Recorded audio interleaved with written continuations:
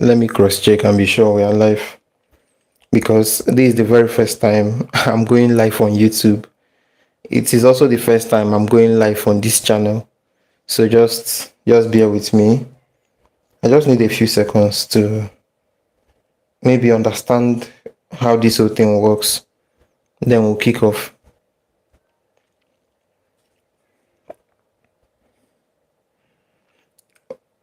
Okay, we are good. This is very interesting. And yeah, we are here to talk about football. I mean, this channel is fully dedicated to football talks. If you can see the name of the channel, this is KC Talks Football. So there's going to be so much focus on football. And if you check the video section of the channel, you will notice that I already have a video up. Yes, there is already a video up. I mean, there are already a couple of videos up, and the channel has already been in existence for a while. But I had some incidents in real life that I had to take care of. So I stepped away from the channel for a while. But right now, I'm back. I'm fully back to do this. And yeah, the plan right now, I waited till this moment to go live. I mean, till this particular moment to go live, so that we'll quickly do a preview on two football games. The first game is going to be the game between Arsenal and Everton. Then we'll talk about the game between Chelsea and Newcastle. Those games are going live in an hour from now. And currently, we already have the full starting 11 for each of those teams. So we'll just quickly do a preview of them. Then you can go on to enjoy your games. But before we do that, a couple of actions that we've seen today so far across the top leagues. Bayer Leverkusen and Bayern Munich. I expected it to be a win. I mean, it's not supposed to be an easy win, but I expected at least a win in this game for Bayern Munich. And the reason is because Bayern Munich already secured qualification for the next round of the Champions League. Remember, last midweek they played against Atlanta, and that was a complete domination, 6-1 domination. So for them to play 6-1 domination and they already secured the direct qualification, this particular game is a game where they can afford to play their full strength, knowing that in the game that comes afterward, they can just start resting a couple of players. And I see someone here joining us, Jacob. Yo, welcome. I also see, okay, both of, yeah, welcome on board. Thank you so much for being here. Are you guys football fans? Are you football fans? Let me know. Let me know if you watch football, if you enjoy football content, because this channel is fully about football, and I would surely like to have all of you on board. So if you really enjoy football content, then let me know. So back to what I was saying. I was talking about Bayern Leverkusen in their game with Bayern Munich. That game, the expectation was a win for Bayern Munich. And interestingly, it was actually supposed to be a win for them. But one of the things that we don't enjoy to see happen in football actually happened. Bayern Munich picked up a red card just at the end of the first half. That red card was picked up by Nicholas Jackson. Nicholas Jackson, as you all know, he went on loan to Bayern Munich all the way from Chelsea, from Chelsea Football Club. He went to Bayern Munich and he picked up a red card in the first half. So because of the red card he picked up, Bayern Munich had to play the rest of the game with 10 men. And yes, they were still able to get an equalizer through David Luiz. In fact, looking at this game, looking at the information on the game, you could see that there were so many cancelled goals for Bayern Munich. Bayern Munich, their first goal was scored by a defender. It was cancelled in the first half before they conceded a goal from from Leverkusen. So that's just one hell of a game. And by the end of the day, Bayern Munich were still able to pick up additional red card. I just don't know what happened in this game. Goal cancelled. Then he picked up a yellow card. Nicholas Jackson he picked up a red card, followed by a red card that was picked up by Luis Diaz, despite the fact that Luis Diaz is still the person that scored an equalizer for Bayern Munich. So, like this is not even the major game we are here to talk about. It ended as a 1-1 draw in that particular game. And the other games that we saw in the Premier League, currently, Burnley is playing with Bournemouth. Yes, currently Burnley and Bournemouth are playing. Burnley is still playing goalless in the 78th minute, 78th, 79th minute. It's still goalless between Burnley and Bournemouth. Then Sunderland is losing to Brighton. I don't know if anyone saw that coming. Sunderland losing to Brighton. But now let's get into the main game that we came here for, because we are here because of two major games. The first game is the game between Arsenal and Everton, and the lineup is already out. Before this particular game, before the confirmation of the lineup, one thing we are talking about is how would Arsenal present themselves for this game. Is this a game they would end up taking seriously? That was the major question. Nobody knew if they would take it seriously. Nobody was sure of how Arsenal was going to approach it. But one thing I always stood by is that Arsenal need a win here. They can't afford to draw. They surely need to win. They need to bag a win. And now we can confirm the lineup. In defense, David Raya is in defense, their number one goalkeeper. Their back line, okay, William and Saliba and Gabriel are back in the centre back position. That's a very strong back line. Then in defense, okay, Calvin Fury is back. Let's just get Calvin Fury is back in the squad. Then Timber retains his spot as a right back for them. So they are playing a 4-2-3-1. The double pivot they are playing in the middle is a midfield of Zubimendi and Declan Rice. Declan Rice.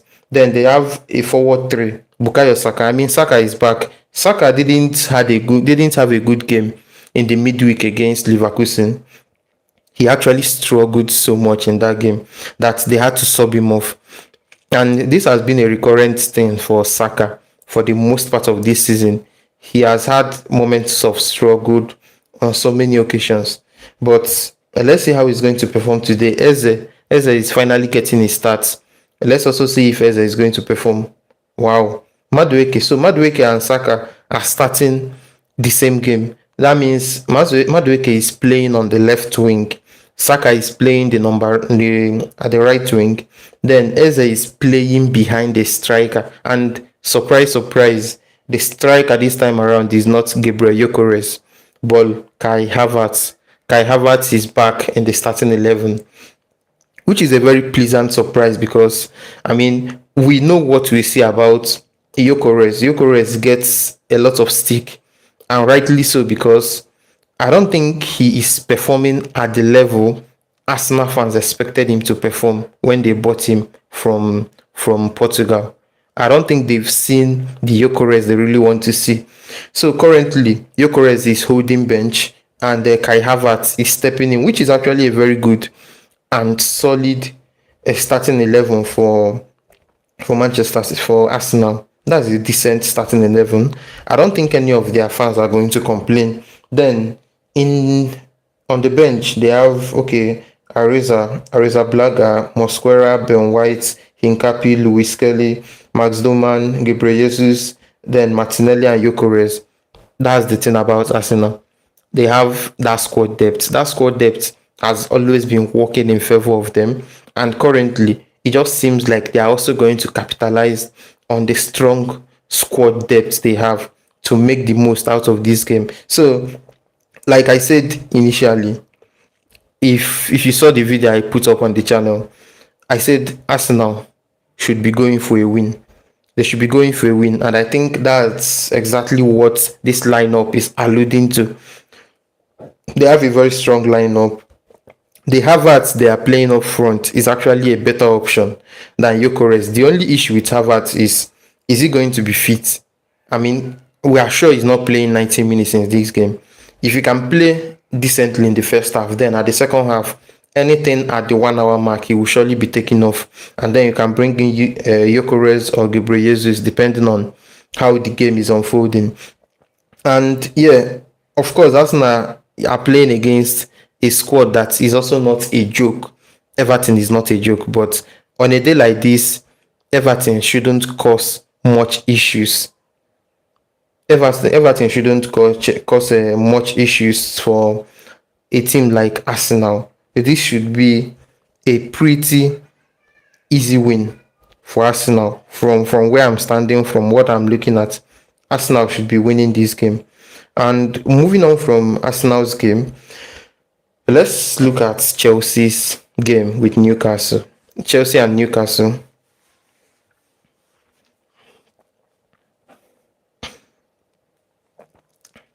Yes, Chelsea at home against Newcastle. Their lineup is out too. And okay, Sanchez is back in goal. That's very good because Jorgensen, Jorgensen, he really messed up in midweek. He messed up in midweek, and all the blame doesn't go to him. He messed up. They considered 5 goals, but his mess up is not on the same level with the type of shit show we got from the likes of Kingsley of Tottenham Hotspur. So that's it. It was a very poor game from Jorgensen, and that is why I'm not surprised that Chelsea decided to make a substitution in that regard. So currently they are going back to their starting goalkeeper Sanchez. And one thing I will always say about Sanchez is that Sanchez is not good enough to be number one in Chelsea. He is not good enough. If Chelsea is trying to challenge for silverware, if Chelsea wants to win something, they shouldn't be working with a goalkeeper like Robertson Sanchez. Sanchez is not good enough to take them there. But currently, at this point in the season, I mean, the season is already coming to an end. This is not the time to throw away Sanchez and bring in Jorgensen in a serious game like the one they had against PSG. The mistake is already made. They lost by 3 goals. They will still have to play the second leg at some point this midweek. But before that, let's look at the lineup for this particular game. Sanchez in goal, Chaleba and Fofana playing the midfield. Their left back, Cucurella, is back and fit.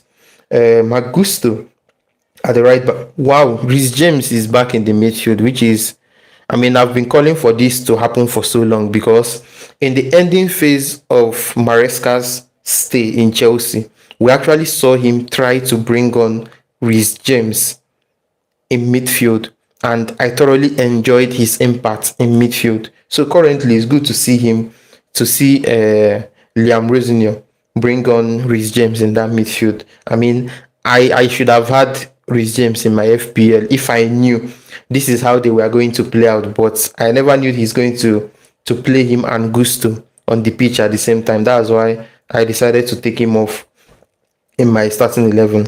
And then Caicedo is there in midfield with Reece James. I mean, a midfield of Caicedo and Reece James is as good as they come, especially if you are looking for the balance defensively and for a midfield that would also help to progress the attack. Defensively, they are very solid. Helping to progress the attack, they will also do a decent job in that regard. Now, up front, they have their striker, of course, Joao Pedro. Joao Pedro is the one leading the line. Then behind him, you have Enzo Fernandez. Then in their left wing, Garnacho, right wing, Kopama. Kopama, is he going to deliver for them today? That's the serious question we'll keep asking ourselves right now. And honestly, for the vast majority of the season, we've all been curious about Kopama and if he's going to deliver. Now, if Kopama is trying to step up, this is where to get the job done. If he wants to step up and deliver, this is where he has to step up and deliver. Do the job for Chelsea, because currently they are still in a very serious top 4, top 5 battle. They are in a serious battle right there. And let's see. Let's see how they are going to perform. And then talking about Newcastle, yes, we can't just overlook Newcastle because Newcastle also have a serious game coming up in Europe, and that's a game against Barcelona. But for them, that game is a lot more serious than the game Chelsea have against PSG, because Chelsea is walking into the game with 3 goals disadvantage. But for Newcastle, the playground is actually level. The playground is very level. They have their chances of getting solid results there. And that's what we are looking forward to. Anthony Gordon is leading the line for Newcastle. In the game against Barcelona, he did not play until the second half. And immediately he came on, his impact was felt immediately. So Anthony Gordon leading the line. Behind the Watermada is back as a backup striker or as a false nine. Well, that's, I don't know. Watermada has been, he has not been very comfortable with his stay in England. Some people are even saying that we are hearing information that Watermada is thinking of moving on from England and possibly moving back to Germany. So he may be looking at going to Bayern Munich as their number 9 up there if the opportunity shows itself. But currently he's struggling to get game time. When he actually gets game time, he struggles to score, which is always the metric we use to judge a striker. A striker, regardless of how good you are, if the goal scoring record is not reflecting how good you are expected to be, then it basically just seems like you are not doing something right. Of course, Watermada started the season really well, but it has not been going well for him in the last couple of months. So Watermada is in the lineup. Harvey Barnes, Jacob Murphy, Joe Willock, and Jacob Ramsey in midfield. Okay, that's an interesting midfield selection, which basically confirms what we already said, that Newcastle are not going to put everything on the line for this game. This game is not a do or die affair for them. They don't have to win because they are not fighting relegation. They are also not fighting for a top 4 or top 5 qualification. They just know that they are going to try and get something out of the Champions League. Of course, they are facing a very tough opposition, Barcelona, but nonetheless, they had a very good game against them in the first leg. So, for them to be able to have that type of performance, it means they can still go all in the next round and try to get a result there. So, nobody knows how it's going to be, but that's it on this particular one. In defense, Malik Thiaw, Botman, Louis Hall, very good. Timo, okay, Livramento, and then Ramsdale. So that's it on this particular one. The whole intention of actually going live right now. Remember, this is the very first time I'm going live on this channel. So the intention was just to, first of all, get myself familiarized with the idea of going live on YouTube, because this is something I'll be doing a lot more. Oh, fly on the wall. Interesting. I mean, Saka being the greatest English player to ever come to England, I don't think, if you look at Saka this season, nobody would ever say that about him. But perhaps it seems like Arsenal fans believe that to be true, because if that's not the case, he wouldn't be renewing his contract and earning around 300k per week. That's the information we got. I think it was at some point, maybe 2 or 3 weeks ago, that Saka renewed his contract. He's currently earning 300 bread per week. So perhaps that's how they see it. But if we are being honest now, especially this is a season where Arsenal is finally challenging for something. Finally challenging for something. And they are challenging for something on all fronts. They could still win the quadruple. I mean, I've seen them mention we are going to win the quadruple. I don't buy it. I don't think they are winning it, but they are free to dream. Besides, they are in a very good spot in the Premier League table. They are in a League Cup final. They are progressing well in the FA Cup. They have an interesting run of fixtures lined up for them in the Champions League. It's now left for them to do the job. And it all starts with getting the job done against Leverkusen in midweek. So, I mean, thank you so much for jumping on. Everyone that joined us today, like I said, this is just a quick live stream. And it is also the very first time.